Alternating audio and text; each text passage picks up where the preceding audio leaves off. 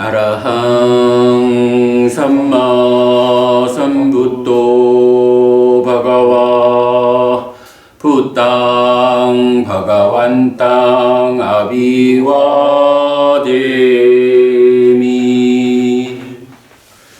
모든 본래 떠나시고 스스로 완전한 깨달음을 이루신 존귀하신 분이 있습니다. 저는 존귀하신 부처님께 예배 드립니다. 스와가토 바가와타 담모 담망 나마사미. 존귀하신 분에 의해 잘 설해진 가르침이 있습니다. 저는 가르침을 공경합니다. 수파티반노 바가와토 사와카 상고 상강 나마미. 존귀하신 분의 제자로서 잘 실천하는 성자들이 있습니다. 저는 성자들께 절합니다.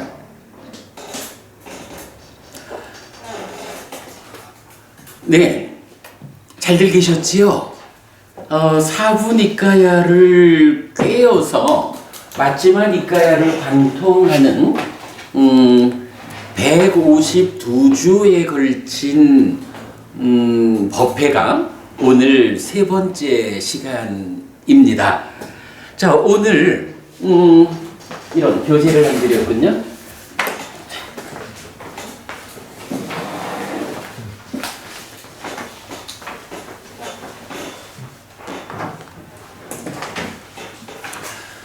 첫 번째 주에는 근본 법문의 경 공부를 했고요. 아가 전제된 관찰이 하나의 주제가 되기는 했지만 그보다는 범부들은 세상을 어떻게 보느냐, 유학의 경우는 어떻게 볼까, 아라한의 경우는 어떻게 볼까, 그리고 부처님은 어떻게 볼까 라는 부분을 이렇게 단계적으로 설명해서 그야말로 근본 법문의 경, 부처님 가르침의 가장 근본 자리에 무엇이 있을까라는 부분을 보았고요. 두 번째 주, 지난주에는 마지막이니까야 2번 모든 번뇌의 경을 보았죠. 그래서 알고 보는 자에게 번뇌가 부서진다 라는 측면에서 우리가 알고 본다라는 것이 무언지를 그림으로 그려서 보여드렸고요. 그럴 때 번뇌라고 하는 것을 7가지로 경은 구분해서 알려주고 있죠. 그렇게 이제 번뇌를 알아보았는데, 지난 시간에 우리가 그래도 눈여겨 기억해야 할 주제라면 번뇌가 무엇일까라는 부분을 설명했던 거죠. 그랬을 때 번뇌라는 거, 오온의 상이 아가 아니기 때문에, 그러니까 아뜨만이 아니기 때문에 결점이 있는 이런 무아의 특성이고, 이러한 상의 결점이 있는 상태를 번뇌라고 부른다라는 거. 지난주 제가 그림을 그려가지고 상이라는 것이 이런 여러 단계의 상으로도 설명되면서 용루, 유루, 무명루라는 세 가지 번뇌로 구성된 상을 보여드렸죠. 그래서 우리가 정말로 확고하게 번뇌라는 것이 상이 아뜨만이 아니다, 이런 접근에 의한 결점 상태라고 설명이 될 때, 왜 불교가, 부처님 가르침이 모든 문제를 해결하고 깨달아서 아라한이 되는 마지막 점을 누진 번뇌의 부서짐이라고 제시하는가, 이런 점에 대해서 결국 삶의 질을 담당하는 상이라고 하는 이 내면의 경향성의 문제, 그 문제를 해소하는 번뇌라고 불리우는 결점 상태를 치유해서 괴로움의 가장 근본되는 원인을 해소하는 이런 측면까지를 다 좀 보았습니다.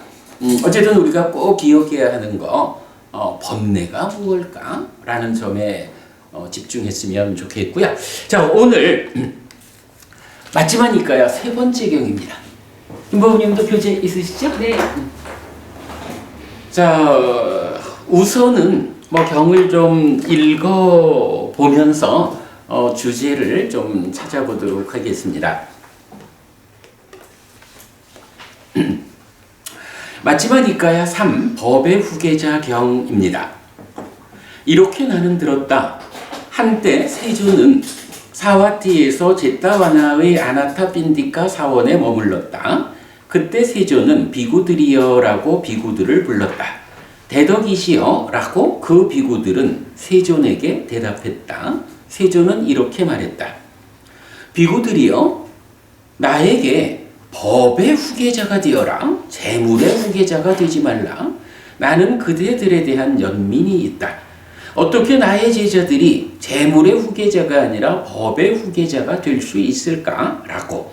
비구들이여, 그대들이 나에게 법의 후계자가 아니라 재물의 후계자가 된다면 그대들도 그것으로 인해 스승의 제자들은 법의 후계자가 아니라 재물의 후계자로 머문다 라고 알려질 것이고, 나도 그것으로 인해 스승의 제자들은 법의 후계자가 아니라 재물의 후계자로 머문다 라고 알려질 것이다.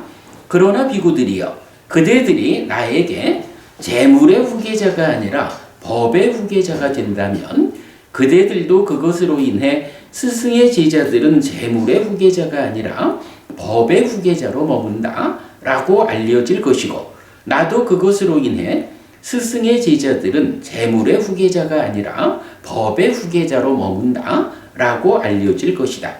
그러므로 비구들이여, 그대들은 나에게 법의 후계자가 되어라. 재물의 후계자가 되지 말라. 나는 그대들에 대한 연민이 있다. 어떻게 나의 제자들이 재물의 후계자가 아니라 법의 후계자가 될 수 있을까? 라고. 이렇게 볼 수 있겠죠. 부처님이라는 스승이 있어요.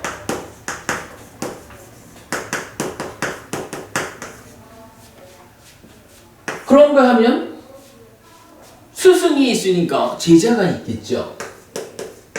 그런데 이 스승이 부처님이고 우리가 알기로 정등각이잖아요.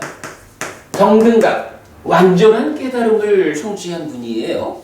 그러다 보니까 정등각인 스승이서라는 가르침은, 달리 말하면 법은 완전한 가르침이거든요. 그래서 우리는 배워 알고 실천하기만 하면 된다.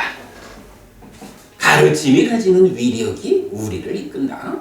이렇게 이제 말을 하는데, 그러다 보니까 스승인 정등각이 설한 가르침이 있는 거예요. 그런데 이 가르침을 법이다 이렇게 부르는 거죠. 세상 사람들이 이렇게 훌륭한 가르침, 그 법을 설하는 스승에게 어떻게 대하나요? 보시를 하겠죠.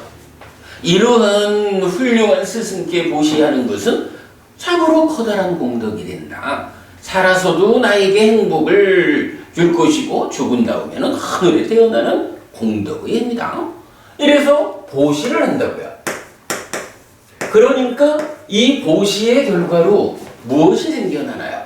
재물. 예. 근데 이제 기본적으로 말하자면 절이 지어지겠죠. 절이라고 우리가 이제 표현을 하지만 이걸 일반적으로 말하니까 재물인 거예요. 그래서 절에는 건물만 있나요? 절에 가면 쌀도 있고 돈도 있고 많은 거예요. 왜 그런 게 많이 있느냐 하니, 스승 스승이 훌륭한 분이다 보니까 그 훌륭한 스승의 가르침 법이 그 법을 배워 알고 실천하는 사람들을 행복으로 이끈다.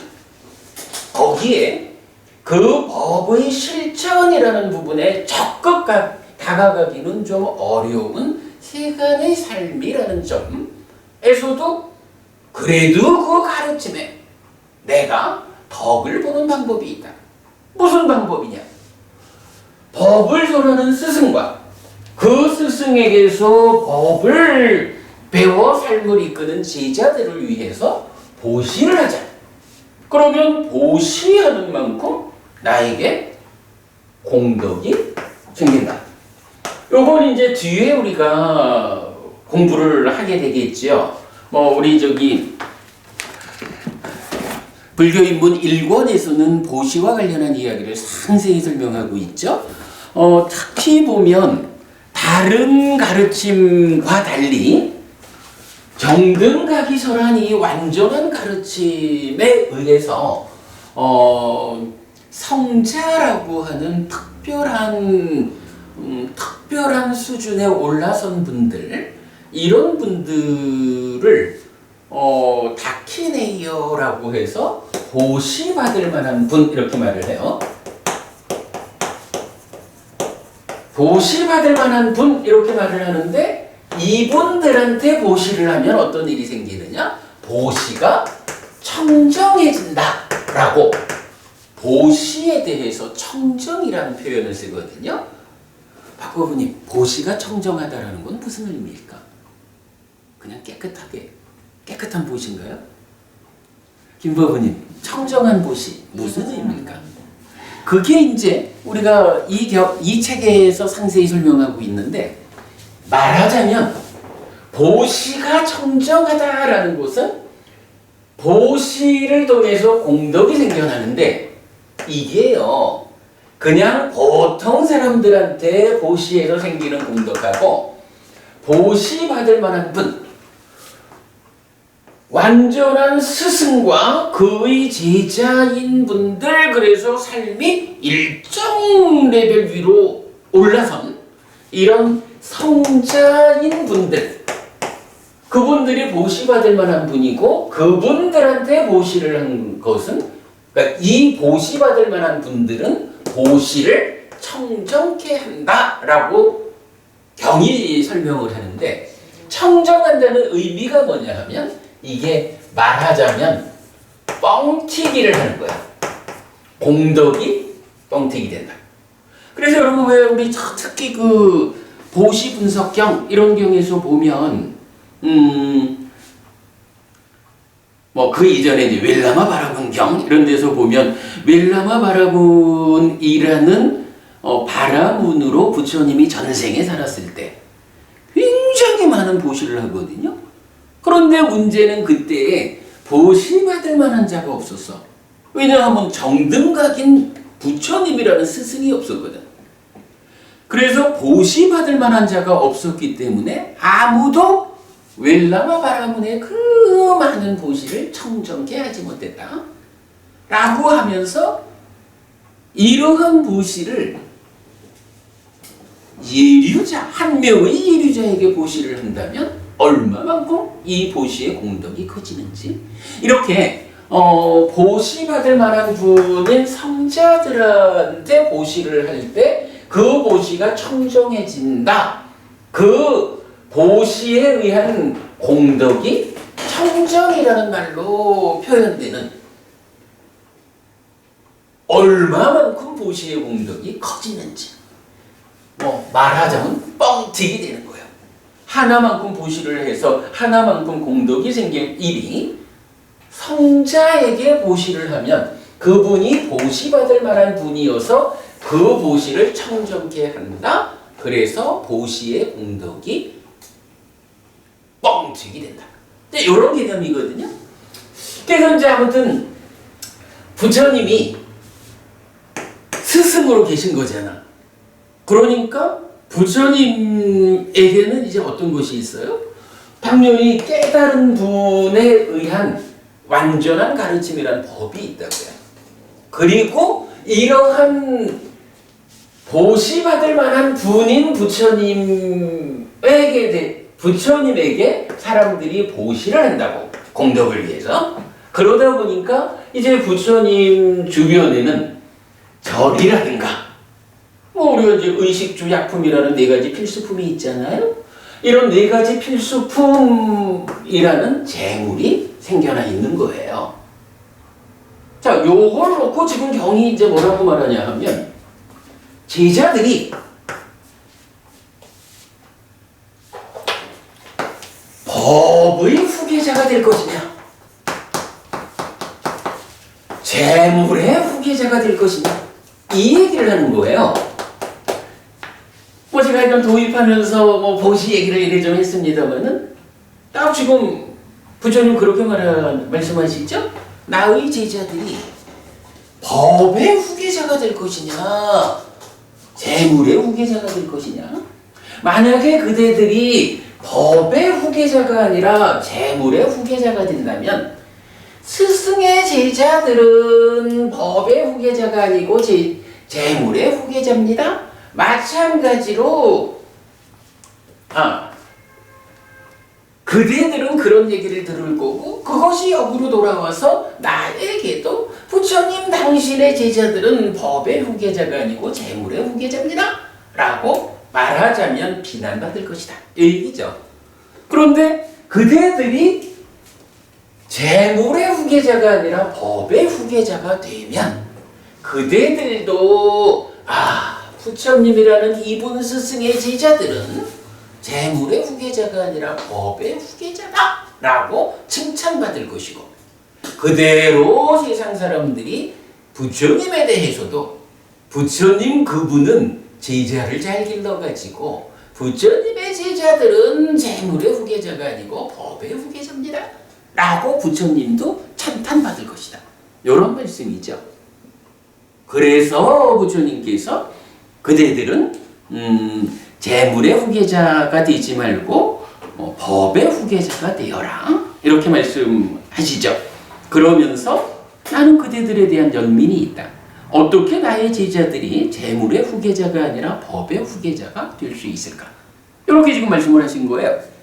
박공구님인데, 이런 이야기가 2600년 전에 부처님 당시에도 부처님이 재물의 후계자, 재물 쪽에 관심 갖지 말고 법의 후계자, 삶을 향상으로 이끄는 이 가르침에 대한 관심으로 나의 제자들이 살아야 한다, 이런 말씀을 하시잖아요. 이거는 글쎄 뭐 유추해 보자면 부처님 당시에도 법의 후계자이기를 자처하기보다는 재물의 후계자를 자처하려 그렇게 지향하는, 하긴 부처님 당시에도 육군 비구라든가 있었죠. 그런 비구들이 있었다, 이렇게 볼 수가 있겠어요. 요즘은 어떤가요?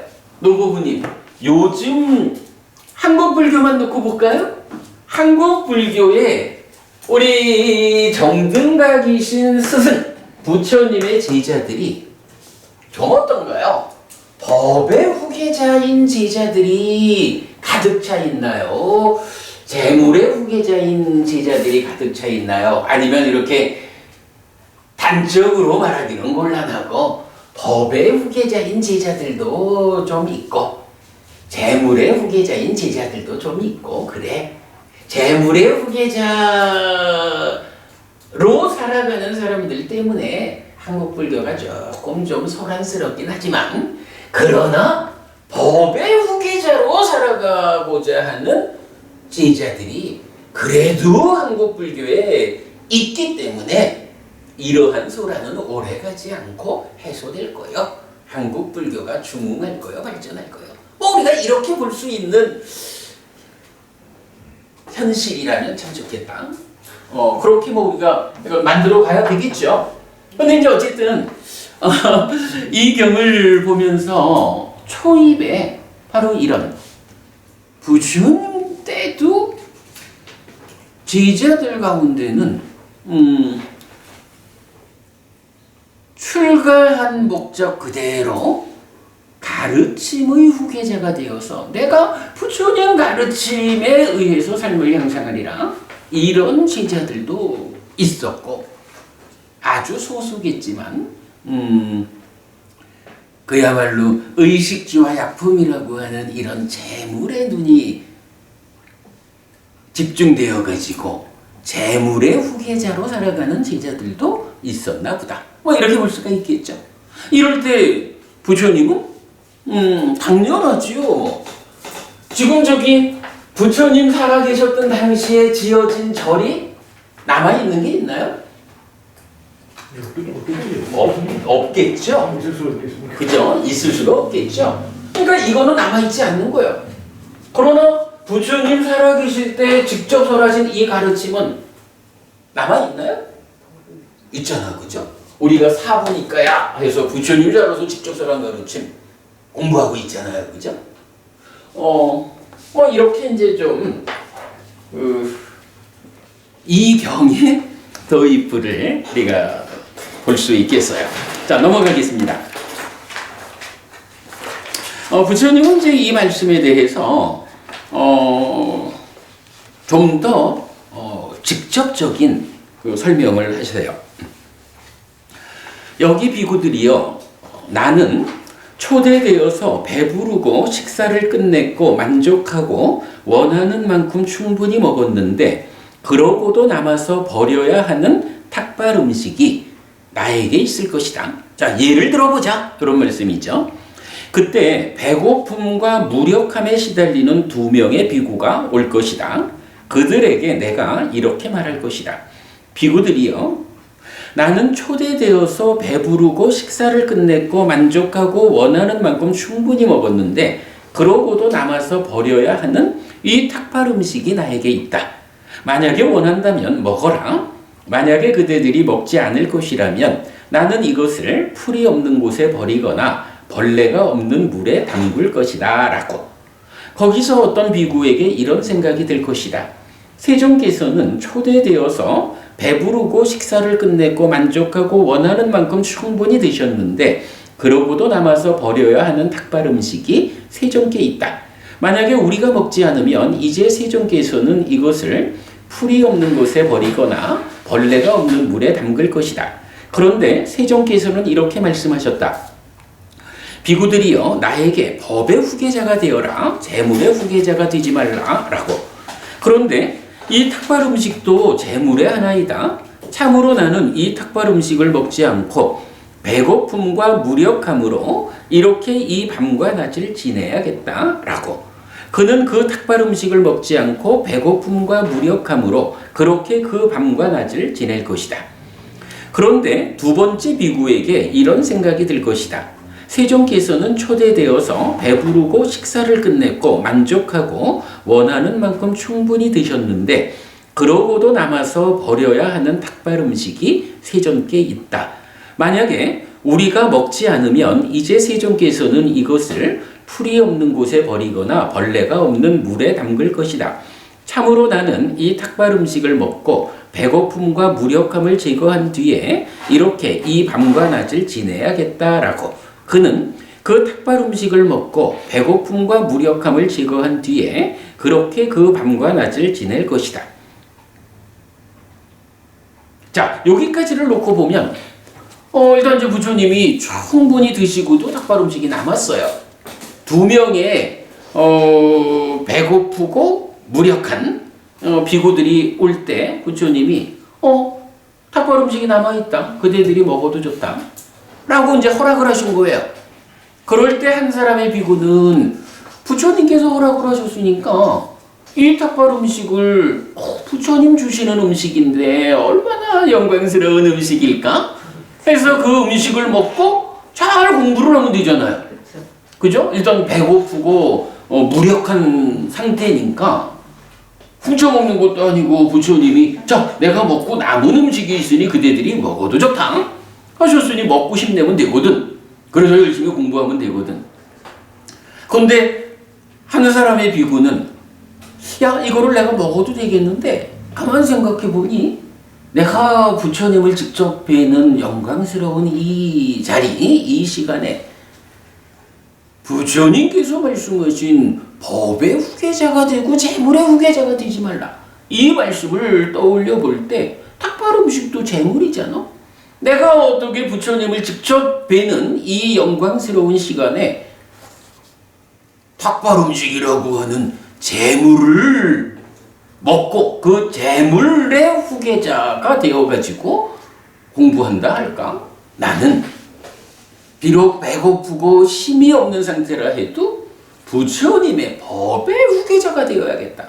먹지 않고 그대로 부처님 가르침을 되새기는 이런 시간을 부처님 곁에서 보내야겠다. 한 사람은 이랬다는 거죠.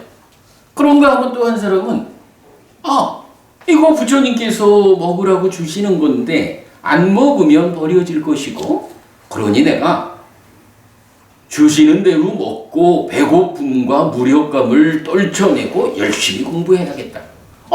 잘못된 거 아니죠. 근데 이제 이렇게 두 비구가 다른 대응을 할 때 부처님은 이어서 이렇게 말씀하시는 거예요. 비구들이요, 비록 그 비구가 그 탁발 음식을 먹고 배고픔과 무력함을 제거한 뒤에 그렇게 그 밤과 낮을 지낸다 해도 나에게는 그러한 첫 번째 비구가 더 훌륭하고 더 칭찬할 만하다. 앞선 비구가 더 낫다. 그 원인은 무엇인가? 비구들이요, 그것은 그 비구를 위해 오랫동안 만족으로 행복으로 벗어남의 실천으로 유지하기 쉬움으로 열심히 정진함으로 이끌 것이다. 이게 보면 사실은 부처님께서 이 절 너가져 이런 말씀을 하시는 것도 아니고 배고프고 힘없는 비구한테 음식이 있으니 먹어도 좋다 라고 할 때 그것을 먹고 열심히 공부하는 일을 나쁘다 하는 건 아니죠. 그런데 둘 중에 누가 더 나으냐라고 한다면 이걸 너무 예민하다 이렇게 접근하는지는 몰라도 일단은 앞선 비구가 지금 부처님을 직접 뵌 이 자리에는 가르침이 있고 탁발 음식이라는 재물이 있다.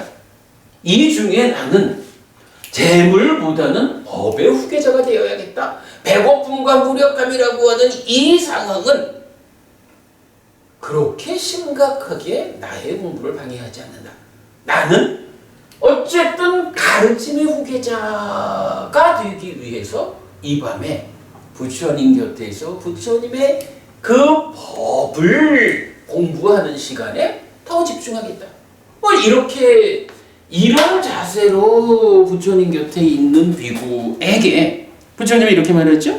그런 자세, 아주 작은 재물과 관련한 부분이라 해도 그 재물보다는 법의 후계자이기를 선택하는 이런 비구가 오랫동안 만족, 행복, 벗어남의 실천, 유지하기 쉬움, 그리고 열심히 정진함으로 이끌린다.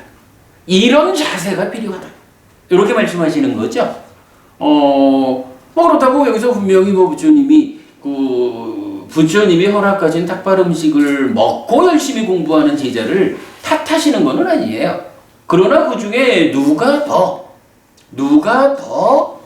커다란 성공에 가까우냐라고 한다면 오직 법의 후계자이기 위해서 배고픔도 무력함도 참아내는 그런 제자가 더 훌륭하다.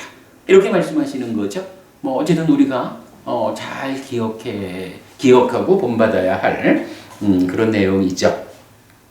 그러므로 비구들이여, 그대들은 나에게 법의 후계자가 되어라. 재물의 후계자가 되지 말라. 나는 그대들에 대한 연민이 있다. 어떻게 나의 제자들이 재물의 후계자가 아니라 법의 후계자가 될 수 있을까라고 세조는 이렇게 말했다. 이렇게 말한 뒤에 선서는 자리에서 일어나 거처로 들어갔다. 선서는 열의 구덕 중에 한 가지 이름이에요. 선서, 말 그대로는 잘 가신 분 이래 되겠지만 부처님이 앞장서서 잘 가셨다라는 이야기는 뭐예요? 뒤따르는 우리에게 진리의 길을 보이신 그러한 행보다 열반으로 가는 그 길을 우리에게 보여주셨다. 그래서 선서, 말 그대로는 수갑덕, 잘 가신 분 이래야 되지만 우리들에게 당신이 앞장서서 감으로써 뒤따르는 길을 안내하는 진리의 길을 보여주신 분 이런 말이죠. 경에서는 이렇게 세조는 이렇게 말했다 이렇게 말한 뒤에 선서는 이런 표현을 많이 쓰죠. 그래서 이제 이렇게 부처님은 여기까지 말하고 들어가셨어요. 요 이야기는 하여간 지금 21세기를 살아가는 특히 한국 불교에 소속된 우리가 참으로 귀 기울여야 하는 말씀이다. 정말로 한국 불교의 구성원들이 재물의 후계자이기를 바라지 않고 법의 후계자가 되고자 마음을 기울인다면 개인적으로 나의 삶이 형상하는 것은 말할 것도 없고 한국 불교의 미래가 밝을 것이다. 법의 후계자가 되자. 이 부분 이 경의 큰 주제죠. 자, 그 다음에 이제 이어보겠습니다. 이제 부처님께서는 이렇게 말씀하시고 들어가셨어요. 거기서 세존이 떠난 지 얼마 되지 않았을 때 사리푸타 존자가 도반 비구들이여라고 비구들에게 말했다. 도반이여라고 그 비구들은 사리푸타 존자에게 대답했다. 사리푸타 존자는 이렇게 말했다. 자, 여기서는 요거 한 가지만 참고로 보고 가려고요. 사리푸타 존자는 뭐 이제 주로 부처님 곁에 이렇게 함께 사셨죠. 보통은 부처님이 계시는 동안에는 선배 비구나 후배 비구나 서로 간에 구분이 없이 도반이요. 또 대중들한테는 도반들이요. 이렇게 말을 하거든요. 근데 경에 보면 유독 몇 명의 그 중요한 제자분들 이분들이 부처님이 비구들이여라고 부르듯이 비구들이여인데 앞에 도반을 붙여서 도반 비구들이여라고 부르는 경우가 있어요. 그게 이제 아우소 비카웨라고 해서 아우소가 도반이에요. 요건 단수 복수가 같아. 그래서 도반이여 이래도 되고 도반들이여 이래도 되고 비카웨가 비구들이여라는 혹격이거든요. 그러니까 아우소 비카웨 도반 비구들이여라고 이제 부르는 건데 요런 경우가 좀 특별나요. 누구나 다 이렇게 동료 비구들을 부르질 않아요. 그래서 사부니까야 전체적으로 이런 아우소 비카웨 도반 비구들이여라고 부르는 경우가 좀 나타나는데 누가 그렇게 불렀느냐라고 하면 적어드렸죠. 아우소 비카웨의 용례 사리푸타 존자가 몇 개의 경에서 그렇게 불러요. 마하모칼라나 존자가 2개인가 3개의 경에서 또 그렇게 불러요. 마하카사파 존자도 2번인가 그렇게 부르고 그 다음에 아난다 존자, 마하까짜나 존자, 마하춘다 존자 이렇게 6명의 그야말로 상가의 근본을 이루는 그 큰 제자분들이죠. 이 6명의 제자들만이 도반 비구들이여라는 호칭을 사용해요. 그 다음에 이건 참고로 알자고요. 사리푸타 존자와 마하모칼라나 존자는 두 분의 상수 제자죠. 마하카사파 존자가 가섭 존자잖아. 대가섭. 그 세 분에다가 아난 존자, 마하까짜나 존자, 가전년이죠. 가전년 존자. 그리고 마하춘다 존자. 6분한테 말고는 이런 용례가 안 나와. 자, 사리푸타 존자는 이렇게 말했다.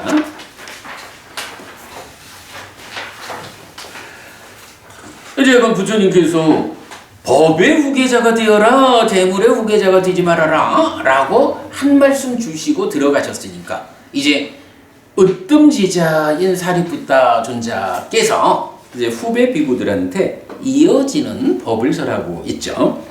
도반들이요, 스승이 홀로 머무실 때 제자들은 얼마만큼 떨침을 이어서 공부하지 않습니까? 또한 스승이 홀로 머무실 때 제자들은 얼마만큼 떨침을 이어서 공부합니까? 자, 부처님께서 이렇게 한 말씀 하시고 들어가셨다고요. 이제 부처님 혼자 머무는 시간이 된 거예요. 그러면 제자들 입장에서는 부처님과 함께 있던 상태에서 부처님이 가셨으니까 부처님은 홀로 머무시고 남아있는 제자들은 무엇을 해야 돼요? 법의 후계자가 돼야 되는 거죠. 법의 후계자가 되기 위해서 해야 하는 일이 뭐냐 하니? 공부지 뭐. 교학과 수행. 이 공부를 해야 되는데 그 공부의 대표 개념을 떨침을 이어서 공부하는가. 여기서 떨침이라는 게 뭐예요? 박보부님, 떨침이란 말이 대표적으로 어디 나타나나요? 박진영 법부님? 떨침.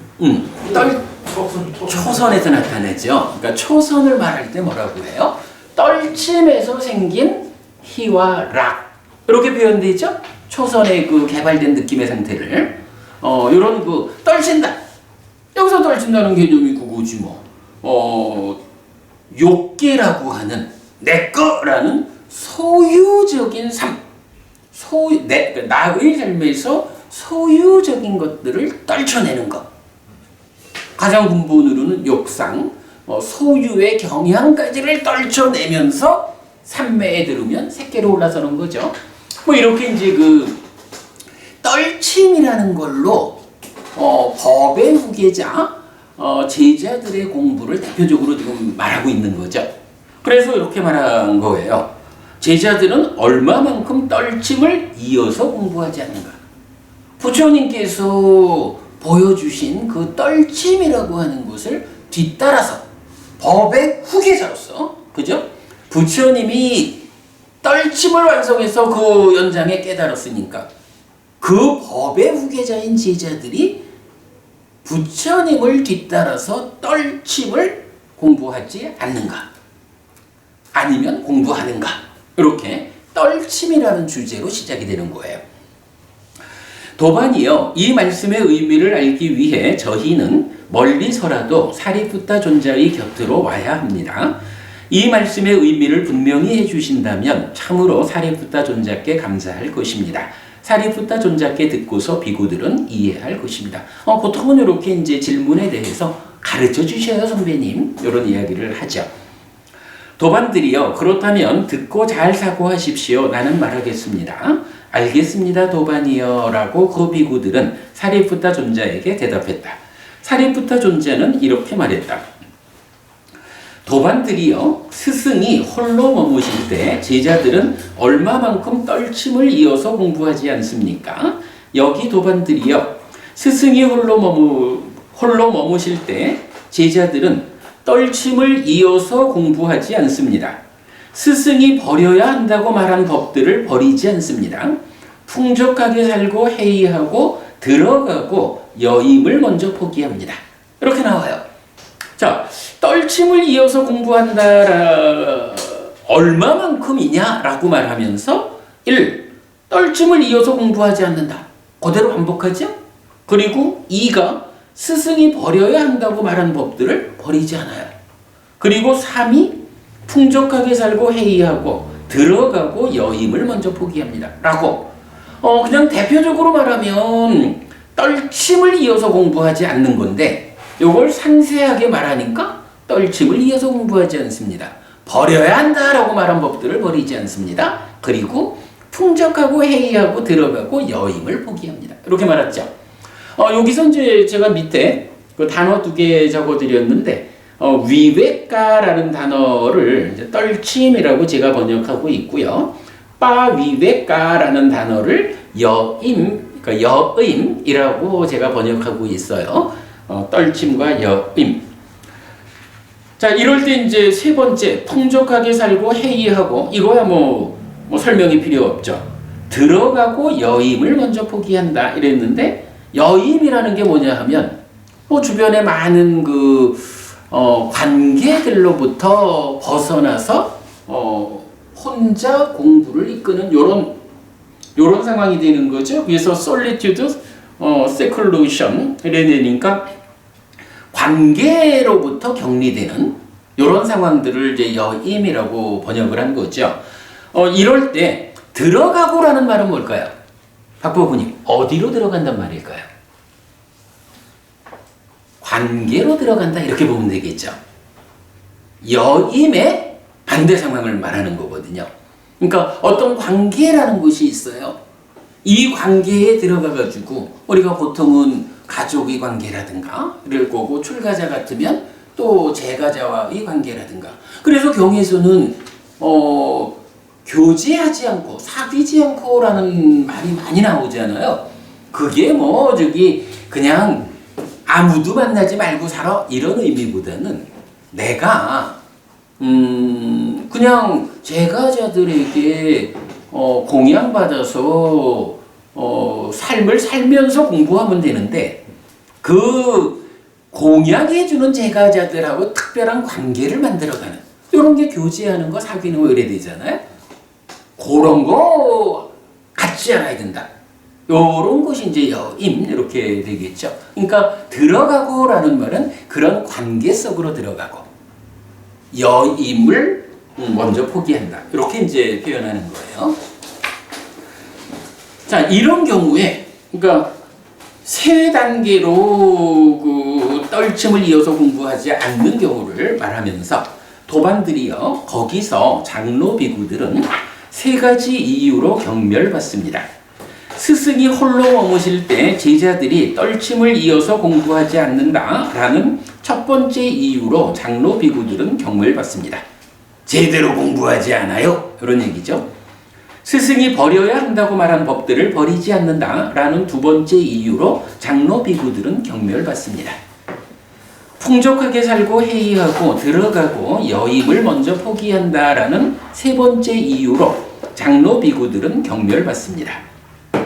그러니까 세 가지 이유로 경멸받는데, 먼저 비구들을, 그러니까 상가에 속한 비구들을 장로 비구, 중진 비구, 신진 비구 이렇게 세 단계로 구분을 해가지고 장로 비구가 떨침을 이어서 공부하지 않으면 비난받는다 이거야. 근데 그 떨침을 이어서 공부하지 않는 게 얼마만큼이냐 하니 세 단계로 말했잖아요. 세 가지 모두에 대해서 각각이 비난받는다. 이렇게 이제 말하는 거죠. 경멸받습니다. 거기서 도반들이요, 중진 비구들은 신진 비구들은 세 가지 이유로 경멸받습니다. 스승이 홀로 머무실 때 제자들이 떨침을 이어서 공부하지 않는다라는 첫 번째 이유로 신진 비구들은 경멸받습니다. 스승이 버려야 한다고 말한 법들을 버리지 않는다라는 두 번째 이유로 신진 비구들은 경멸받습니다. 풍족하게 살고 해이하고 들어가고 여임을 먼저 포기한다라는 세 번째 이유로 신진 비구들은 경멸받습니다. 도반들이요, 스승이 홀로 머무실 때 제자들은 참으로 이만큼 떨침을 이어서 공부하지 않습니다. 그러니까 장로가 됐든 중진이 됐든 신진이 됐든 비구들이 뭐 어떤 형태로든 이렇게 떨침을 이어서 공부하지 않으면 그 세 가지 방법으로 경멸받는다. 이게 뭐 나이 많은 사람은 경멸받지 않고 이런 개념 없다 이거요. 장로 비구든 중진 비구든 신진 비구든 다 세 가지를 해야 되는데 안 하면 세 가지 각각으로 경멸된다. 이렇게 말했죠. 또 한 도반들이요, 스승이 홀로 머무실 때 제자들은 얼마만큼 떨침을 이어서 공부합니까? 여기 도반들이요, 스승이 홀로 머무실 때 제자들은 떨침을 이어서 공부합니다. 스승이 버려야 한다고 말한 법들을 버립니다. 풍족하게 살지 않고 해이하지 않고 들어가기를 먼저 포기하고 여임으로 나아갑니다. 요거 마찬가지죠? 교제에 들어가지 않는 거예요. 여인 삶을 사는 거예요. 뭐 이렇게 이제 세 단계로 말을 했어요. 도반들이요, 거기서 장로 비구들은 세 가지 이유로 칭찬받습니다. 하여간 잘하면 칭찬받고 못하면 경멸되는 거죠.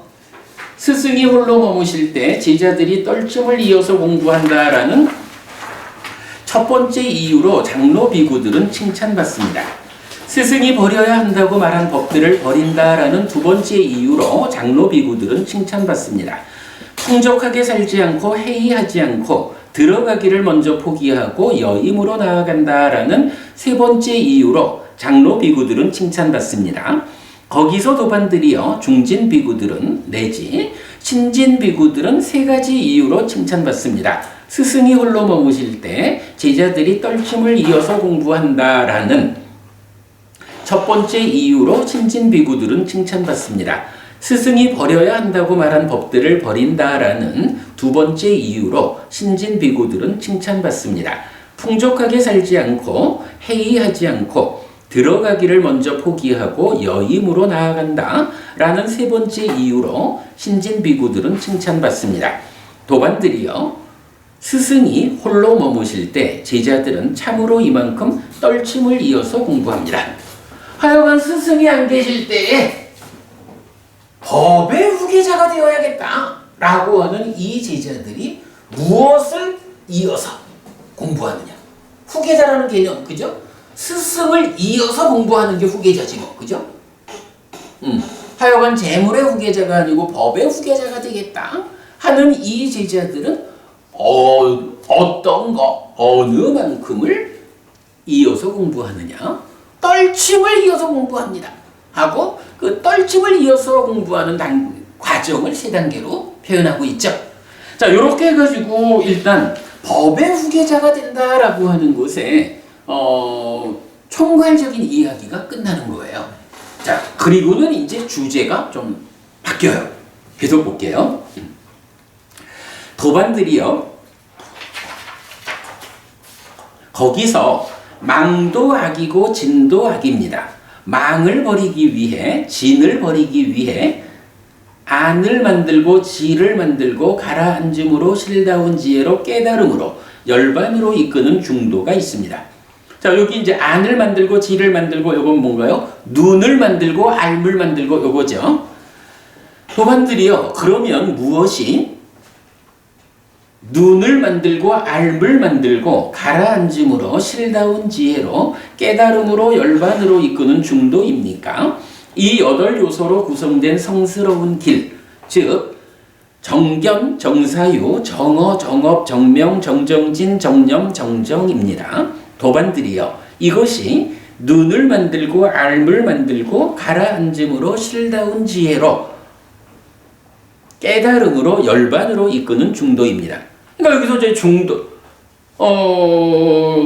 중도가 있는데 그 중도가 무엇냐? 중도라는 것은 눈을 만들고 지를 만들고, 그러니까 눈을 만들고 알을 만들고 가라앉음. 여기서 가라앉음이라는 개념은 뭐죠? 무상을 가라앉혀서 열반을 실현하는 요거죠. 실다운 지혜로 깨달음으로 열반으로 이끄는 중도가 있는데 그 중도가 무엇냐? 8정도입니다. 구체적으로 말하자면 8정도의 실천, 이렇게 되겠죠. 이제 그렇게 지금 이제 제시를 하고 있어요. 자, 여기서 보면 거기서 망도 악이고 진도 악이다 이랬거든요. 여기서 망은 뭐죠? 그죠? 우리가 이제 보통은 탐이라고 번역을 하는데, 탐이라고 번역된 단어가 빨리어가 두 개가 있었다는 거죠. 하나는 라가고 하나는 로바인 거죠. 이 두 개를 같이 탐이라고 번역하는 것이 옳지 않다 해서 우리가 라가는 무엇고 로바는 무언가라고 의미를 찾아냈죠. 그래서 이 두 개가 다른 것이다. 다른 것이기 때문에 번역을 달리하죠. 라가가 탐이라면 로바에다가 망이라고 하는 번역어를 우리가 부여한 거죠. 그래서 탐진치 이렇게 나오지만 이 경에서는 망과 진 이렇게 나오는 거죠. 자, 일단은 법의 후계자가 되기 위해서 어느 만큼 이어서 공부하느냐라는 것을 세 단계로 말해 놓고는 이제 갑자기 여기서 확 전환이 된 거예요. 그죠? 불현듯이 망이라는 것도 진이라는 것도 악입니다. 이러한 망과 진이라는 악을 버리기 위해서 중도가 있는데 그 중도가 뭐냐? 8정도입니다. 8정도를 실천하는 겁니다. 이렇게 지금 말하고 있거든요. 뭔가 달라졌죠? 자, 이어서 보겠습니다. 도반들이요, 거기서 화도 악이고 원한도 악입니다. 그리고 동일한 내용이 반복돼요. 저주도 악이고 횡포도 악입니다. 질투도 악이고 인색도 악입니다. 사기도 악이고 교활도 악입니다. 고집도 악이고 격분도 악입니다. 자기화도 악이고 오만도 악입니다. 잠김도 악이고 방일도 악입니다. 잠김을 버리기 위해 방일을 버리기 위해 눈을 만들고 알을 만들고 가라앉음으로 실다운 지혜로 깨달음으로 열반으로 이끄는 중도가 있습니다. 도반들이요. 그러면 무엇이 눈을 만들고 알을 만들고 가라앉음으로 실다운 지혜로 깨달음으로 열반으로 이끄는 중도입니까? 이 8요소로 구성된 성스러운 길, 즉 정견, 정사유, 정어, 정업, 정명, 정종진, 정념, 정정입니다. 도반들이요. 이것이 눈을 만들고 알을 만들고 가라앉음으로 실다운 지혜로 깨달음으로 열반으로 이끄는 중도입니다. 이렇게 말을 했어요. 노부부님, 이 법의 후계자 얘기를 하다가 갑자기 망, 진, 화, 원한, 저주, 행복 이렇게 나가버렸거든요. 이건 무슨 의미로 봐야 할까요? 법을 말씀해 주시는 거죠. 그보다는 좀 다른 점에서 한번. 떨치는 아니야. 떨침이라는 말보다도 좀 더 정확한 의미가 지금 경안에 있어. 자, 노부부님. 떨침을 이어서 공부한다라는 것이 세 단계로 나뉘어서 말해졌죠. 첫째는 떨침을 이어서 공부한다는 동일한 거고, 그것을 또 구분하니까 두 번째가 뭐야? 스승께서 버려야 한다고 말한 법을 버린다, 버리지 않는다 이렇게 되죠. 그리고 세 번째는 풍족하게 살고 이렇게 나왔잖아. 여기서 우리가 주목해야 되는 게 사실은 이 경에서 재물의 후계자가 아니라 법의 후계자가 되어야 합니다라는 이 주제에 이어가지고 사실은 그만큼 주목해야 하는 또 하나의 주제가 바로 요거요. 지금 여기서 보면요, 몇 개가 있냐 하면 망진, 요 하나의 쌍으로 짝으로 나타났죠. 화와 원한, 저주와 횡포, 질투와 인색, 사기와 교활, 고집과 격분, 자기화와 오만, 잠김과 방일, 이렇게 8쌍이 나타났죠. 모두 16개죠. 이 16가지로 제시된 법이 무엇냐 하면 이게 바로 형에서 말하는 스승이 버려야 한다고 말한 법들을 버리지 않는 자, 버리는 자, 이렇게 구분이 되는 거예요. 이 16가지 법이 뭐냐? 하여간 오늘 수업에서 우리가 정말로 비중 있게 만나야 되는 주제예요. 스승이신 부처님께서 이거 버려야 한다라고 알려주신 게 있다고. 박부부님, 부처님이 왜 버리라 했을까? 부처님이 스승이 버리라 하셨거든요. 왜 버리라 했을까요? 버려야 하니까요라는 거는 안 맞아. 왜 버리라 했을까? 아니, 모든 건, 불교는 모두 어디로 통하느냐 하면 고와 고멸이잖아. 고멸은 악이라고. 버려라라고 하는 이유는 뭐냐 하면 괴로움을 만드는 거는 버려야지. 그죠? 버리라고 말을 한 것을 버리면 어떻게 된다는 얘기요? 버리면 고멸이 실현된다, 행복해진다 이거잖아요. 박부모님, 왜 부처님이 버리라고 했냐 하면 이런 8쌍 16가지가 내 안에 있으면 그것이 버려지지 않았을 때 괴로움이 생긴다 이거요. 괴로움이 생기는 그거는 버려야 된다라고 부처님 알려준 거죠. 그렇기 때문에 이게 중요한 거예요. 이 16가지, 8쌍이 이 경에서 부처님께서 이 8쌍 16가지를 특징 지어가지고 버려야 한다. 이렇게 말씀하셨다는 요 사실. 자, 그런데 요게 말이죠. 제가 이제 거기 보면 벗어남의 실천을 행해야 하는 법들 또는 모나게 하는 법들에 속하는 거 뭐 이렇게 이제 좀 간략히 적었는데, 자, 요거 우리 한 장 넘겨봅시다.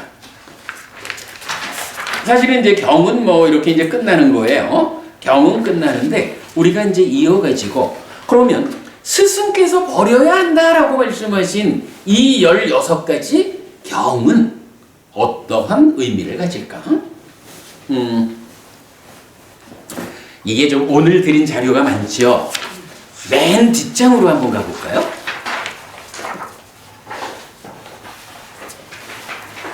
맨 뒷장 가면 제가 또 이렇게 표를 한 장 그렸거든요. 자, 보면 두 번째 칸에 법의 후계자 경 있죠. 그리고 그 왼쪽에 앙구따라 니까야 탐의 반복이라고 있고, 그 옆으로 마지막 니까야 7번 옥감경, 8번 벗어남의 실천경, 15번 미루어 생각함경, 마지막 니까야의 경 4개가 같이 제시되어 있고요. 그 다음에 앙구따라 니까야의 둘의 모음에서 화의 반복과 불선의 반복 해서 앙구따라 니까야 2개 있어요. 그리고 맨 처음에 앙구따라 니까야 탐의 반복 이렇게 되어 있죠. 이 내용이 지금 뭐냐 하면 스승이 버려야 한다고 말한 법들을 보면 우선 망과 진, 첫 번째 쌍이죠. 그리고 나면 화와 원한, 저주와 횡포, 질투와 인색, 사기와 교활이라는 4가지 쌍이 있고, 그 다음에 고집, 격분, 자기화, 오만, 잠김, 방일, 이렇게 이제 3가지 쌍이 또 있어요. 요거를 지금 어떻게 그림으로 나타낸 거냐 하면 이 7개의 경들 모두에 대해서, 자, 어제도 오늘 주제는 마침하니까야 3번 경이 말하는 스승께서 버려야 한다고 말씀하신 8쌍 16가지 법이라, 그 중에 중간에 있는 4개의 쌍 8가지 법은 어때요? 이 7가지 경들 모두에 동일하게 지금 제시가 되어 있죠. 자, 그 동일하게 제시된 것이 어떤 의미를 갖느냐 하면 두 번째 줄 보셔요. 두 번째 줄에 보면 첫 번째 앙구따라 니까야 탐의 반복에서는 이 4가지를 포함한 전체가 불선법들이라고 나오는 거야. 불선법들을 해소해야 깨달음으로 나가겠죠? 조금 이따 더 설명하겠지만 불선법들이야. 마지막이니까야 3번 오늘 공부하는 이 경에서는 이것들을 스승이 버려야 한다고 말한 법들, 이렇게 정의가 되죠. 마지막이니까야 7번 옥감경에서는 또한 이것들이 심의 오영은, 마음의 오영원이다, 이렇게 나타나는 거예요. 그리고 마지막이니까야 8번에서는 벗어남의 실천을 행해야 하는 법들이다. 삼매만 닦아가지고 되는 게 아니고 깨달음으로 가기 위해서는 벗어남의 실천을 행해야 하는데, 우리가 지난번에 한번 봤죠. 마지막이니까야 8번 경은 44가지 벗어남의 실천을 행해야 하는 법들이 있는데, 그 중에 요 4가지는, 그러니까 4쌍 8개가 들어있는 거예요. 그러니까 벗어남의 실천을 행해야 하는 법들로도 여기 나타나는 거예요. 마지막이니까요 15번 경에서는 우리가 살다 보면 사람이 참 원만해. 김보부님은 좀 어떠셔요? 좀 원만하신가요? 아니면 그 반대로 사람이 좀 뭐가 났어? 라고 요렇게 우리가 쓰는, 그러니까 사람을 표현할 때 참 모난 사람이야, 원만한 사람이야, 이런 표현을 쓰죠? 이거 번역이 굉장히 좀 어려웠는데 제가 모나게 하는 법들이라고 번역을 했어요. 그런데 그 모나게 하는 법들로 여기 들어가 있는 거야. 화내는 사람, 원한을 갖는 사람, 저주하고 횡포스러운 사람, 질투하고 인색한 사람, 사기치고 교활한 사람, 이런 사람을 원만한 성품이다, 이렇게 말하지 않죠? 이런 사람들을 말할 때 모난 사람이다, 참 성격이 모났어, 이렇게 말하겠죠. 그런 의미. 그 다음에 이제 안구따라니까요 둘의 모음에서 화의 반복에서는 요 네 쌍 여덟 가지를 요 네 가지가 있으면 괴롭게 머문다. 이 네 가지가 있는 사람은 퇴보로 이끌린다. 이 네 가지가 있는 사람은 죽은 다음에 옮겨놓듯이 지옥에 놓인다. 운반하듯이 지옥에 놓인다. 그리고 죽어서 지옥에 태어난다. 이렇게 말하는 거예요. 뭔가 좀 무거운 의미를 담고 있죠. 그 다음에 마지막 불선의 반복에서는 이러한 네 쌍 여덟 가지는 불선이고 결점이고 괴로움을 초래하는 것이고 보가 괴로운 것이고 거슬림의 법이다. 하여간 요 네 가지에 대해서 나쁘다는 건 다 쓰고 있는 거예요. 요렇게 지금 총 7개의 이게 경숫자는 무지하게 많은데 이거 모아놓으면 맞지마 니까야 4개의 경과 안구따라 니까야의 세 부분에서 이렇게 4개의 쌍 8가지를 말해주고 있다. 요거 아주 주목해야 된다라는 거. 자, 그렇게 놓고선 이제 그거를 뭐 조금 더 보자면, 이 법의 후계자경에서 스승이 버려야 한다고 말한 법들 가운데, 안구따라니까야 둘의 모음에 있는 두 가지, 화의 반복과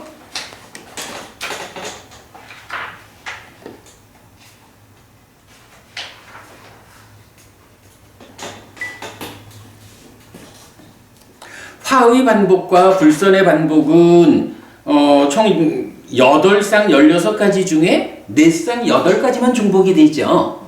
그런데 이 왼쪽 거를 보면 안구따라니까야 탐의 반복이라는 건 뭐냐 하면요. 안구따라니까야는 하나의 모음부터 11하나의 모음까지 있잖아요. 그런데 그 각각의 모음 중에 하나의 모음만 빼고 둘의 모음부터 11하나의 모음까지는 그 마지막에 가면 라가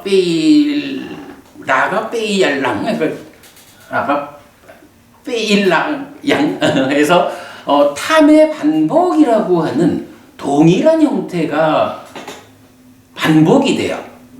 그럴 때에 불선법들로 제시되는 거는 동일하게 나타나면서 이러한 불선법들을 어떻게 해석할 것이냐라는 수행 방법의 차이를 둘의 모음에서는 사마타와 위파사나 두 가지로 제시하고 이러면서 이제 11가지까지 진행이 되거든요. 그럴 때 안구따라니까야 탐의 반복에서 말하는 불선법들은 7가지 쌍은 똑같은 거예요.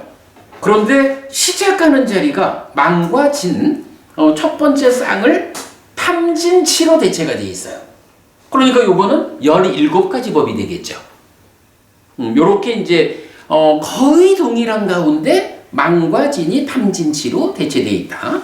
그런가 하면 옥감경에서는 동일하게 8쌍 16가지 법으로 마음의 오염원을 말하는데 여기서도 뒤에 14가지는 동일한데 첫 번째 쌍은 망과 진이 아니고 간탐과 진해 이렇게 나와요. 요거 우리가 좀 간단하게 보자면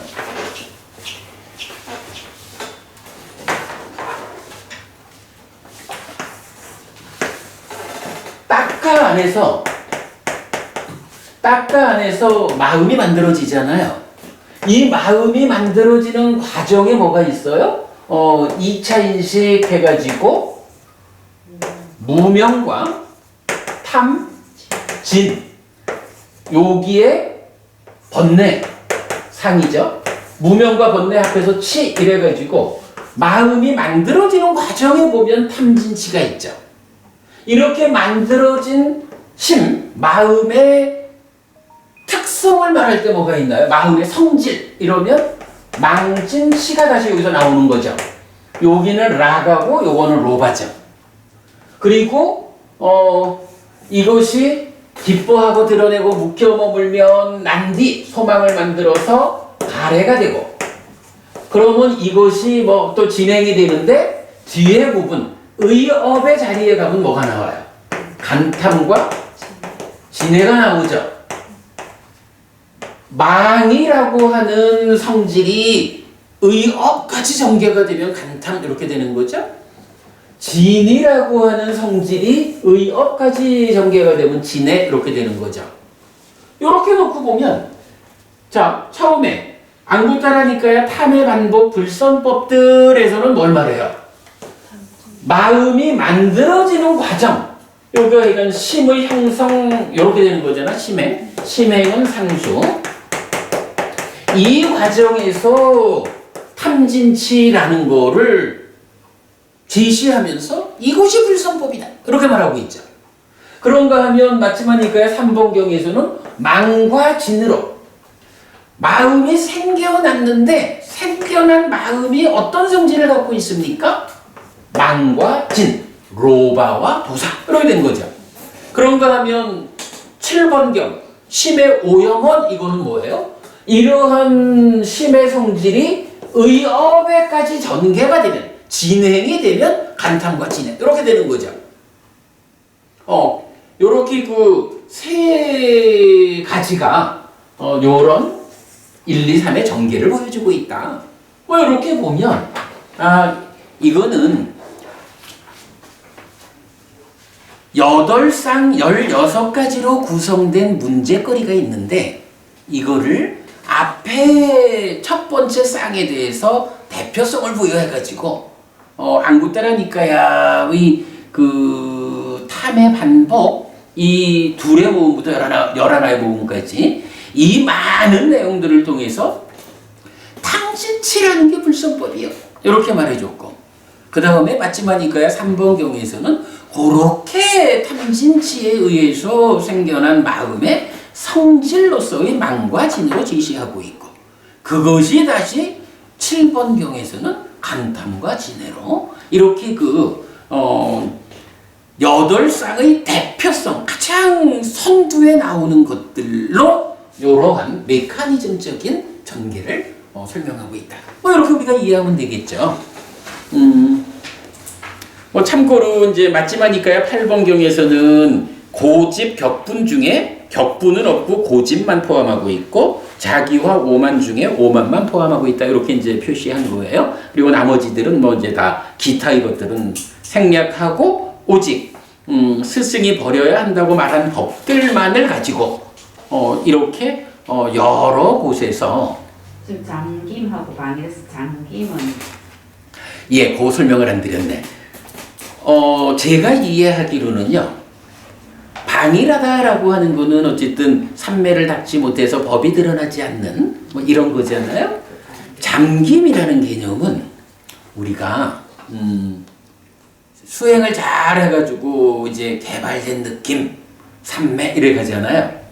이럴 때 특히 이제 마침하니까야 138번인가 대강의 분석경에서 정확하게 알려주는 게 뭐냐면 삼매에 들어가가지고 그 삼매에서 개발된 느낌이 경험되면서 와 좋다 이 좋은 느낌을 오늘도 경험하면 좋겠다 이런 식으로 사실은요 수행이라는 게 그 삼매를 말하는 게 불교 삼매는 목적이 아니라 토대다 이거잖아. 그 토대의 역할을 잘해서 깨달음으로 바르게 가기 위해서 그 상태가 행복해야 한다. 개발된 느낌 이렇게 이제 토대로서 작용하는 건데 수행자에 따라서는 삼매의 과정, 그러니까 삼매에 가는 과정 또는 삼매가 성취된 상태에서 그 개발된 느낌을 경험하면서 이 느낌에 묶여버리는 거야. 그래가지고 다 수행을 하면서 깨달음으로 가기 위해서 첫 단계가 뭐죠? 마음이 일어나야 되잖아. 마음이 일어나서 드러나는 법을 관찰해야 되는 이런 과정이 있잖아요. 수행지도. 그런데 마음을 일으켜가지고 깨달음으로 나아갈 이런 준비는 안 하고 그 좋은 느낌에 딱 잠겨 있는 거야. 요 마다라는 단어가 여기서 뭐 썬크 이렇게 이제 그 영어로는 나타나죠. 그래서 요 그렇게 그 좋은 느낌에 내가 잠겨가지고 마음이 일어나서 깨달음으로 가기 위한 본격적 수행으로 접어들지 못하는 것. 요거 잠김, 이렇게 잠김이 아니라 열쇠 잠그는 게 아니라 물에 잠기는 이런 의미예요. 자, 그렇게 이제 꼬참 설명드린다는 게 빼먹었네. 자, 어쨌든 이제 대표 이렇게 이제 표 하나로 마지막이니까요 3번경에서 법의 후계자, 재물의 후계자 이 개념을 말하면서 스승께서 버려야 한다라고 가르쳐 주신 제시하신 8상 16가지의 개념이 나타났는데 이것이 얼마나 중요한지 이렇게 다양한 경우에 함께 나타나고 있다. 그리고 특히 불선법에서는 망과 진만 탐진치로 대체가 되어 있고 나머지 7상은 동일하게 나타난다. 그리고 마지막이니까요 7번경에서는 망과 진이 간탐과 진해로만 대체되어 있지 동일하다. 그리고 다른 몇 가지 경우에서 특히 4개의 쌍 8가지 법은 동일하게 7군데 모두에서 나타난다. 그런데 그게 지금 어떤 내용이냐 하면 불선법이다. 스승이 버려야 한다고 말한 것이다. 심의 오염원이다. 벗어남의 실천을 행해야 하는 거다. 모나게 하는 법들이다. 괴롭게 머물고 대보로 이끌고 지옥에 놓이고 지옥에 태어나는 거 불선이고 결점이고 괴로움을 초래하고 보가 괴로움이고 거슬림인 거 이렇게 아주 다양하게 이 4개의 쌍 8가지 법이라는 게 우리 삶에서 얼마나 나쁜 건지 얼마나 커다란 해악을 가져오는 건지 그래서 괴로움을 만드는 거기 때문에 버려야 한다고 말하는 건지 이런 부분을 이 경에서 우리가 만나야 하는 아주 중요한 겁니다. 자, 박호부님, 우리가 보통 보면 이런 괴로움을 만드는 문제거리들 이러면 어떤 거를 말해요? 탐진치, 번뇌, 또는 뭐 5가지 장애, 10가지 족쇄, 뭐 속박, 뭐 기타 등등 많잖아요. 이런 많은 것들이 삶의 문제를 야기하는 것으로 제시가 되는데 의외로 자, 이 생각해보면요. 화내는 사람 우리 주변에 많잖아요. 이거 아주 일상적인 성품이거든요. 원한 갖는다 하는 것도 아주 그 못되게 작용하는 보통의 성품이라고. 저주하는 거, 횡포하는 거, 특히 질투 인색에 대해서는 경이 굉장히 강조하죠. 그래, 박부부님 이게 우리 삶에서 참 많은 사람들이 질투와 인색이라는 것 때문에 관계를 해치고 뭐 이런 게 많잖아요. 사기치고 교활하다라는 거. 뭐 이제 이런 부분들 어찌 보면 뭐 탐진치라든가 장애라든가 족쇄라든가 이래서 무언가 좀 철학적으로 접근되는 이런 내용보다 그러니까 내용과는 다르게 그냥 우리가 살아가는 보통의 삶에서 발견되는 현상들 이런 부분들을 부처님이 망과 진에 보태가지고 버려야 하는 것이다 라고 말씀을 해주셨는데 그게 단지 버려야 한다라는 한 가지 경우로 나타나지 않고 이렇게 다양하게 뭐 이쪽 부분까지 보면 사실은 굉장히 많은 문제 상황을 부처님이 설명하고 있죠. 오늘 공부에서 우리가 주제만큼이나 특별하게 받아들여야 하는 것이 이런 8가지 쌍으로 된 16가지의 법에 대해서 부처님이 버려야 한다라고 말씀하셨다. 이거를 버리지 않는 제자들은 올바른 제자가 아니다. 이것을 버리라고 말씀하신 그대로 버리는 제자들이 올바른 제자다. 약간 다시 말씀드리지만 이 경을 통해서 우리 일상의 삶에서 그대로 적용되고 있는 이런 8가지 쌍이 발견이 됐는데 이게 교리적으로 이렇게 비중 큰 의미를 갖는다라는 거 보신 거로 하겠고요. 자, 이제 그러면 다시 앞으로 가가지고 경 다음 장으로 가볼게요.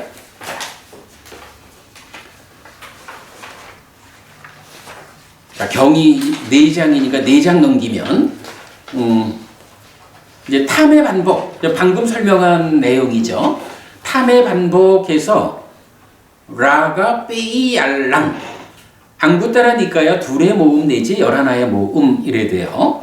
여기에서는 대상으로 17가지 불선법들을 제시하는데 탐진치 내지 잠김 방일까지 지금 우리가 본 거죠.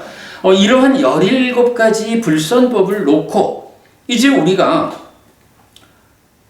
수행을 한다고. 근데 그 수행의 목적이 무엇냐라고 하면 이제 경은 실다운 지혜를 위해서, 완전한 지혜를 위해서 완전한 부서짐, 버림, 부서짐, 사라짐, 바램, 소멸, 포기, 노음이라고 하는 이 10가지를 얻기 위해서 수행을 하는 거야. 이 10가지라는 게 무엇에 대한 10가지죠? 바로 17가지 불선법들에 대한, 그러니까 탐에 대한 실다운 지혜를 위해서 내지 탐에 대한 노음을 위해서 수행을 해야 된다. 이런 얘기가 되는 거죠.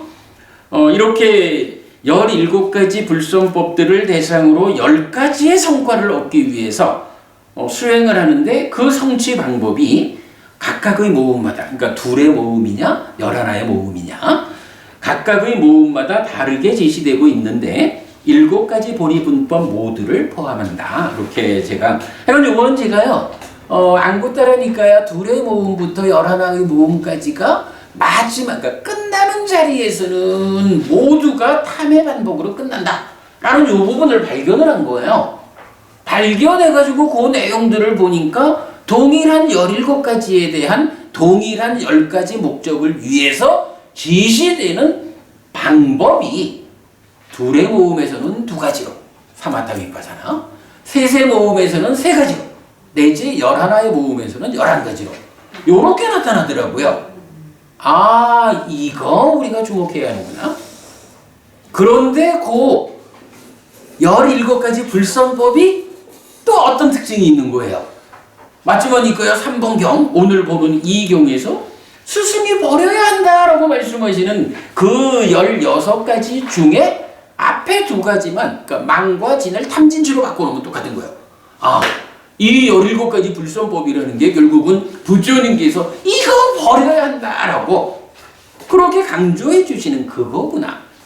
그거를 버리기 위해서 해야 하는 일이 뭐냐 하니 실다운 지혜를 얻어야 하고 완전한 지혜를 얻어야 하고 내지 노음을 성취해야 된다. 이거죠. 그걸 하기 위해서 둘의 모음에서는 사마타와 위파사나를 제시하고 셋의 모음에서는 공산매, 무상산매, 무원산매를 제시하고 넷의 모음에서는 사념처, 사정근, 사여의족을 제시하고 다섯의 모음에서는 1, 2번은 이제 5가지 상으로 나오고 3번까지 그리고 4번에 가면 5가지 기능 믿음, 정진, 삭지, 삼매, 지혜 5근이죠. 그리고 5번으로 5가지 힘 해서 오력 이렇게 나타나고요. 6의 모음에 가면 뭐 6가지 위없음, 계속해서 기억해야 하는 6가지, 그리고 또 6가지 종류의 상 이런 식으로 지금 제시가 되는 거예요. 7의 모음에 가면 7각지가 나오고 또 7가지 종류의 상들이 제시가 되고 있죠. 그 다음에 8의 모음으로 가면 8정도를 닦아야 한다 이렇게 나오고 8가지 지배의 경지와 8가지 해탈이라는 교리가 있는데 이건 좀 소개하자면 좀 길어가지고 일단은 좀 생략했어요. 그 다음에 9의 모음에 가면 또 9가지 종류의 상을 제시하면서 이런 9가지 상을 닦을 때 이런 불선법들을 10가지로 해소할 수 있다 이렇게 말하는 거고요. 그런가 하면 9차 제정 9의 모음에서 뭐 역시 9단계의 삼매 9차 제정이 설명되죠. 10의 모음에 가면 1, 2번 모두 10가지 형태의 상이죠. 그리고 3번으로 가면 10가지 발음 해가지고 8정도가 정정 8정도의 끝이 바른 삼매인데 바른 삼매라는 의미가 사실은 삼매를 성취하고 머물러 있어라는 게 아니죠. 삼매를 성취해서 삼매를 토대로 바른함과 바른 해탈까지 이렇게 바른 삼매 수행이라는 측면에서 상세히 설하면 10 정도 이래 되는 거죠. 그러니까 8 정도하고 다른 게 아니에요. 이렇게 이제 10가지 발음까지 나오고 11의 모음으로 가면 11가지 증득인데 초선, 제2선, 제3선, 제4선, 자심해탈, 비심해탈, 희심해탈, 사심해탈, 공무변처, 식무변처, 무소유처. 이건 뭔가요? 색계, 무색계에서 무소유처까지를 말하면서 사무량심을 얹은 거죠. 요런 이제 좀 종합적인 관계가 있어요. 자, 이럴 때 여러분 우리가 한 가지 좀 주목해야 되는 거는 이런 수행해야 한다라는 공부거리로 나오는 것 중에 가장 많은 비중을 차지하는 게 뭐죠? 상이죠. 그죠? 굉장히 다양한 상을, 이런 상을 닦아야 한다, 이런 상을 닦아야 한다라고 하면서 상을 닦는 것으로의 수행이 불선법을 해소하는 방법으로 제시가 되는 거예요. 근데 이때 화포님 상이 뭐라고요? 상이요. 그게 뭐라고요? 번뇌. 번뇌. 상을 닦아야 한다는 이 얘기가 결국은 번뇌를 부숴야 한다는 이 얘기거든요. 그래서 지금 보면 둘의 모음부터 11의 모음까지 기본적으로 7가지 보리분법 다 포함하고 있는 거고 좀 더 확장된 상세한 설명을 하는데 그 중에 가장 많은 게 뭐예요? 상을 닦아야 한다. 상을 닦아야 한다? 다른 말로 하면 번뇌를 부숴야 한다. 누진! 요 얘기를 하는 거죠. 요렇게 이제 요 부분을 정리를 했어요. 요게 이제 의미상으로 보면 요 그림의 첫 번째 부분을 설명한 건데 이게 사실은 경애수도 무지하게 많은 거고 교리적 비중도 엄청 큰 거죠. 우리가 오늘 맞지마니까야 3번 법의 후계자경에서 스승이 버려야 한다고 말한 법들에 주목하니까 이렇게 안구따라 니까야의 둘의 모음부터 11의 모음까지의 마지막 부분들이 포괄되어 가지고 의미를 드러내는 이런 성과가 있는 거죠. 자, 그 다음에 넘어가 보겠습니다. 넘어가면 이제 라가 빼이알랑 해가지고 탐의 반복인데 요거는 지금 본 탐의 반복이 아니라 표에서 보면 요거는 지금 뭐냐 하면요. 지금 둘의 모음부터 11의 모음을 지금 포괄해서 설명드렸잖아요. 그 중에 둘의 모음이 구체적으로 어떻게 설명되는지 그거 보여드린 거예요. 둘의 모음의 마지막 탐의 반복에서 비구들이요 탐의 실다운 지혜를 위해 2가지 법을 닦아야 한다. 어떤 둘인가? 사마타와 밑바사나이다. 비구들이요 탐의 실다운 지혜를 위해 이런 2가지 법을 닦아야 한다. 그리고는 이어가지고 탐의 완전한 지혜, 완전한 부서짐, 버림, 부서짐, 사라짐. 제가 밑줄 그어드렸죠.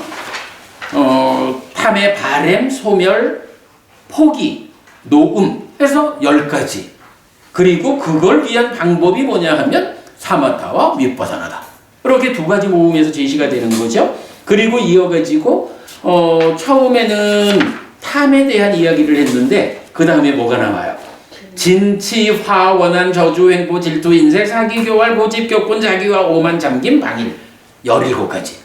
지금 설명드린 그대로를 그렇게 보여주고 있죠, 경이. 자, 그 내용이 이제 반복됐고요. 넘어가겠습니다. 넘어가면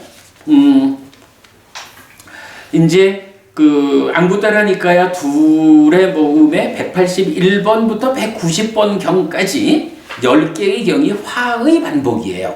이 화의 반복이 뭐냐 하면 이제 표에서 어디 갔어? 표. 이 표에서 요 끝에서 2번째 자리를 차지하는 거거든요. 끝에서 2번째 자리인데 그 부분 보면 이렇게 나와요. 이런 2개의 법이 있다. 무엇이 둘인가? 화와 원한, 저주와 횡포, 질투와 인색, 사기와 교활. 요거 4가지 쌍이죠. 그리고 거기에 이어서 자책에 대한 두려움 없음과 남의 책망에 대한 두려움 없음이다. 비구들이요 이런 2가지 법이 있다. 자책에 대한 두려움 뭐죠? 희리. 사책에 대한 두려움, 오따빠. 뭐죠? 인생 항로에서 방향타 역할을 하는 거죠. 그러니까 이런 네 가지 쌍 8가지에다가 힐이 없음, 오따빠 없음. 그러면 10개의 법이 된 거죠. 5쌍 10개의 법. 그리고 그 밑에 보면 이런 2개의 법이 있다. 무엇이 둘인가?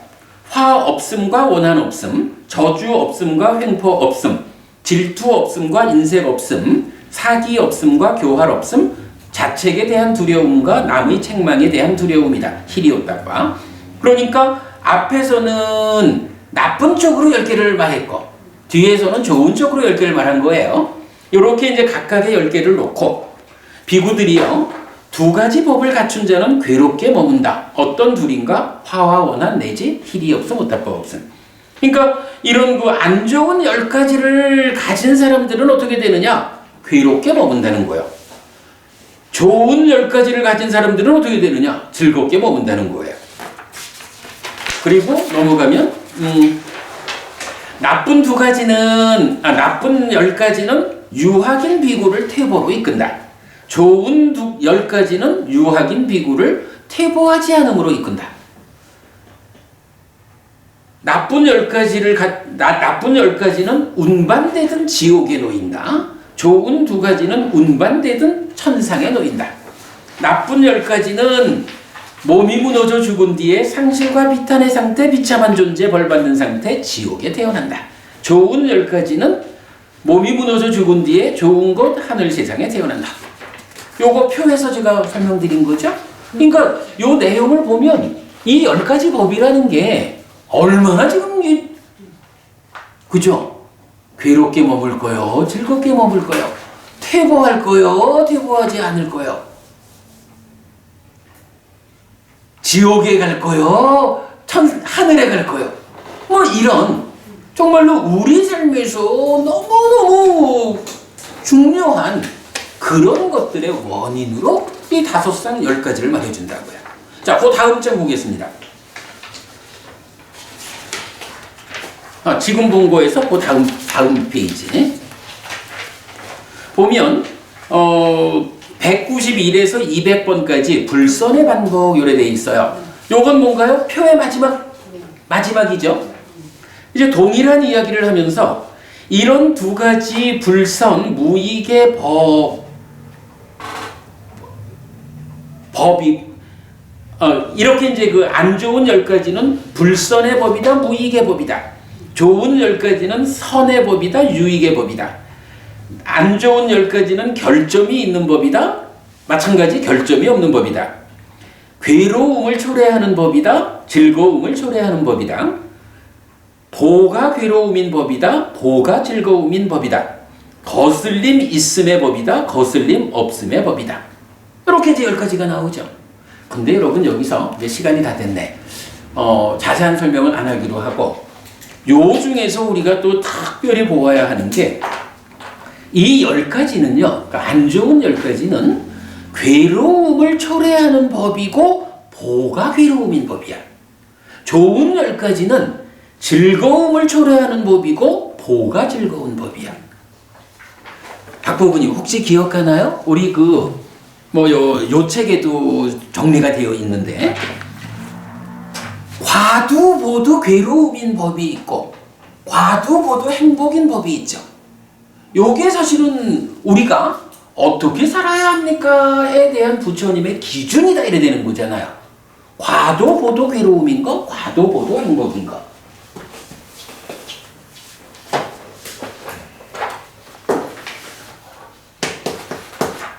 과도보도 고인 거와 락인 거.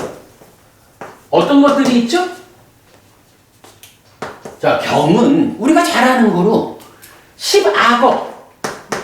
10악업은 과도보도 괴로움인 거야. 이건 우리가 다 아는 거죠. 그래서 우리가 어쨌든 10선업을 지어야 되죠. 그래서 과도보도 즐거움인 것이 10선업이야. 또 하나가 있어요. 뭐가 있죠? 과도보도 괴로움인 것. 여기에 십악업이라는 거는 하여간 그 업을 짓는 거를 10가지로 말했다면 수행이라는 측면이 있잖아. 수행에서 14도라는 게 있다고. 그리고 과도보도 락인곳으로는 10정도가 있다고. 10정도 뭐죠? 우리 좀 전에 봤죠? 10정도, 8정도에서 정정을 상세히 말해서 삼매 수행이라는 개념으로 해서 정지와 정해탈이 들어간 게 10정도죠. 그 10정도를 놓고 그렇게 깨달음으로 이끌지 못하는 반대되는 거, 그것이 그러니까 정견에 비해서 사견 이래 되는 거죠. 그게 14도라고. 요렇게 경에서는 어떤 것이 과도보도 괴로움이냐, 과도보도 행복이냐, 이거에 대한 명확한 기준을 주는 거야. 그런데 오늘 수업 마무리 또 하나 발견할 수 있는 거야. 과도보도 괴로움인가, 과도보도 행복인가, 이게 하나가 더 발견이 된다고. 그게 뭐죠? 그게 뭐죠? 바로 지금 요 마지막 장에서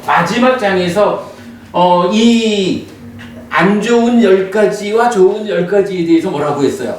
불선무익의 법이냐, 선유익의 법이냐, 결점이 있는 법이냐, 결점이 없는 법이냐, 괴로움을 초래하는 법이냐, 즐거움을 초래하는 법이냐, 보가 괴로움인 법이냐, 보가 즐거움인 법이냐, 거슬림이 있는 거냐, 없는 거냐, 이렇게 나왔죠. 괴로움을 초래한다라는 그게 뭐냐 하면 과라고. 그래서 여기에 들어가야 되는 게 뭐냐 하면 화로부터 방일까지 이르는 4개의 쌍 8가지에다가 hil이 없음, 옷다빠 없음, 요거죠.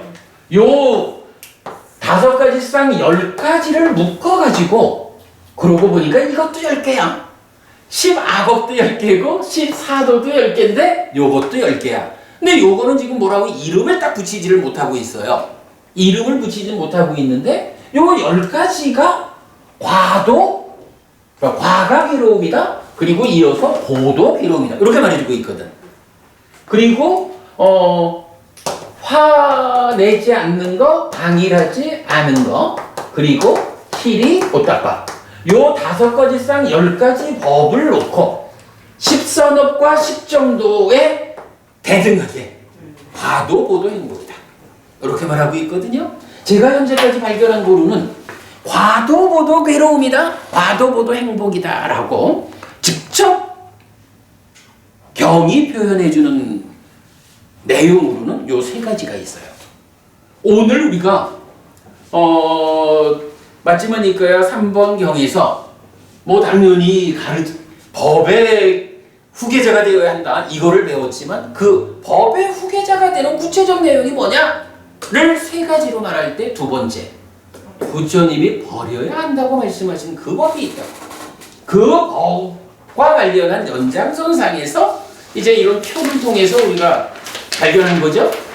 이런 표를 통해서 발견한 내용 중에는 뜻밖의 10악업 14도와 대등하게 과도보도 괴로움인 거가 발견이 되고 10선업 10정도와 대등하게 과도보도 행복인 이런 법들이 발견이 되었다. 요 내용은 사실은 요 불교인문 1권에서 설명을 하고는 있는데 뭐 뒤에 이제 또 좀 설명이 되겠죠. 그러나 오늘 법의 후계자 경을 통한 이 공부에서 이렇게 그 마무리의 성과로 제시하고요. 자, 그러면 맞지만일까야 안에서도 지금 요 주제와 연관돼서 4개의 경이 나왔죠. 3번, 7번, 18번, 15번. 앞으로 이제 뒤에 있는 3가지 경을 공부할 때는 공부가 좀 쉬워지겠죠. 오늘 이 부분을 보았기 때문에. 자, 조금 시간이 지났습니다. 오늘 수업 이렇게 마치겠습니다. 수고들 하셨고요. 한 주간 또 편안히 지내시다가 맞아요. 그쵸, 우리 김법우님이 안 계시면 내가 어쩔까. 네, 의식하고 마치겠습니다. 삼마삼부토 바가와 스와카토 바가와타 담모 수파티판노 사와카상고띠. 세조는 증거가 있다. 세조로부터 법은 잘 전해졌다. 제자들의 상관은 잘 실천한다. 찌랑띠타뚜 로카스밍 삼마삼부타 사사난띠. 정등력의 가르침이 이 세상에 오래도록 머물기를. 이처마항 양양야지뚱 양마마 아싸 디가라땅 히타야 수카야띠. 오랫동안 나에게 이익과 행복을 주는 자 선행을 실천하리라. 이당다낭 꾀다낭 냐티살로히다낭 우빠까빠뚜. 이당다낭 꾀다 냐티살로히다 파리분잔뚜띠. 이 보시가 돌아가신 친지와 혈육들에게 도달하기를. 이 보시를 돌아가신 친지와 혈육들이 사용하기를. 네, 오늘 공부 잘했고요. 정말 한 주간 또 편안하시다가 다음 주 다시 뵙겠습니다. 감사합니다. 정말 아구자라까지 너무 잘 푸시고. 그러니까 이게 격을 빼는 거죠.